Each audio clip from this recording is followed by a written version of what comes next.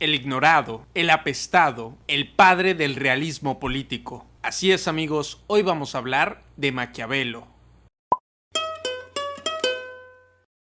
Nicolás Maquiavelo nació en el año de 1469 en Florencia. Sus padres venían de antiguas familias nobles venidas a menos. Si bien los antepasados de Maquiavelo habían sido personas adineradas e importantes para la vida política de Florencia, debido a los intereses políticos de familias adversarias, a los Maquiavelo se les fue excluyendo del gobierno, y para el momento del nacimiento de Nicolás, el apellido Maquiavelo ya no tenía ni prestigio ni peso político en Florencia. Su padre, a pesar de ser un hombre cultísimo y con un gran conocimiento de las leyes, nunca pudo obtener un puesto en el gobierno, con lo cual se vio obligado a vivir de las rentas de un par de propiedades que le habían sido heredadas, un ingreso que si bien no le hacía pobre, tampoco le permitía salir de las enormes deudas que había adquirido la familia. Muy a su pesar, el padre de Nicolás no podía heredarle a su hijo estatus social o riquezas, pero había algo que sí podía darle a manos llenas, y eso era una excelente educación.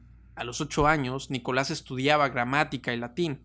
A los 11 años estudiaba aritmética. Y mientras tú a los 12 estabas descubriendo los placeres del onanismo, Nicolás descubría las obras de Tito Livio, Plutarco y Cicerón. Desde muy joven, Nicolás tuvo que empezar a trabajar para apoyar a su familia. Hacía traducciones y copias de textos, pero ni siquiera esas obligaciones económicas le impedían seguir devorando libros en las bibliotecas de la ciudad.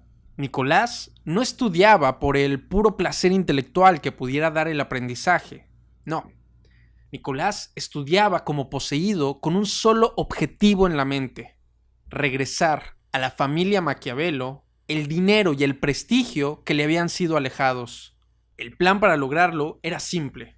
Primero, estar tan preparado, tan leído, que fuera prácticamente imposible que le rechazaran el acceso a un puesto en el gobierno de Florencia. Y segundo, una vez dentro del gobierno, escalar posiciones dentro de la jerarquía. El joven Maquiavelo soñaba con poder sacar de deudas a su familia y al mismo tiempo poder influir en las decisiones políticas más importantes de Florencia. Y a lo mejor el plan de Maquiavelo podía sonar sencillo, pero la situación política de Florencia, esa era complicadísima. En teoría, la Florencia de aquella época era una república democrática, pero en la práctica parecía más una monarquía hereditaria, pues todo el poder se concentraba en una sola familia, los Medici. Los Medici eran la familia dueña del banco más grande de toda Europa y llevaban más de 60 años en el poder. 5 generaciones de la misma familia gobernando Florencia. Pero todo tiene un límite, y este llegó en el año de 1494, cuando el pueblo se rebeló en contra de Piero II de Medici, enfurecidos por sus pésimas decisiones políticas y militares. Un joven Nicolás Maquiavelo de 25 años fue testigo de cómo la familia que había gobernado por más de 6 décadas era expulsada de la ciudad. ¿Y qué pues? Ya llegó la estabilidad política a Florencia, ¿no? Pues no. A la salida de los Medici fue elegido como gobernante de Florencia Girolamo Savonarola, un sacerdote dominico que odiaba la corrupción y la inmoralidad. ¡Ey! Pero eso es bueno, ¿no?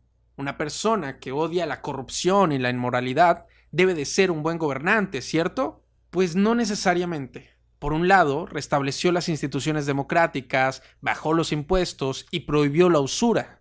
Y eso le gustó a la gente. Pero por otro lado, prohibió las bebidas alcohólicas, prohibió la posesión y el uso de maquillaje, espejos, perfumes, escotes y de libros de filosofía griega o romana, pues consideraba que estos objetos incitaban al pecado. Le ordenó a la policía de Florencia que le confiscara estos objetos a los ciudadanos, y después organizó un evento público al que llamó la Hoguera de las Vanidades. En ese evento quemó todos los objetos confiscados: libros, pinturas, instrumentos musicales, vestidos finos y perfumes. Todo ardió en la hoguera aquel día. Al parecer nadie le avisó al sacerdote que a las personas no les gusta mucho que les quiten sus cosas y se las quemen. O tal vez ni siquiera le hubiese importado. Él estaba en su lucha en contra de la corrupción y la inmoralidad. Pero al menos alguien debió haberle dicho algo antes de llegar mucho más lejos, porque las cosas se pusieron muy feas cuando empezó a dar discursos enardecidos en contra del Papa, acusándolo de corrupto. El Papa Alejandro VI, como buen corrupto, primero trató de sobornarlo, trató de comprar su silencio, pero Savonarola, como buen gobernante incorruptible, se negó. Ante esta negativa, el Papa simplemente decidió enviar a sus tropas a Florencia para arrestar, torturar y ejecutar al sacerdote rebelde. Cabe destacar que los florentinos, que ya estaban hartos de la prohibición del alcohol y los escotes, no hicieron nada por proteger a su gobernante. Y todo esto lo menciono para que nos demos una idea de la inestabilidad política que imperaba en Florencia, ya que entre la expulsión de los Medici y la ejecución del padre Savonarola habían pasado apenas 3 años. En 3 años, a un gobernante casi lo linchan sus propios ciudadanos y al otro lo ejecutan tropas invasoras del Papa. ¡Ey! Pero que no decaiga el ánimo, porque será justo en ese momento histórico en el que Maquiavelo va a poder cumplir con la primera parte de su plan. A los 28 años, Niccolo Machiavelli es seleccionado para poder trabajar como funcionario del gobierno de Florencia. Fue contratado para cubrir un pequeño puesto en la administración pública, pero a partir de ahí su carrera no haría más que subir.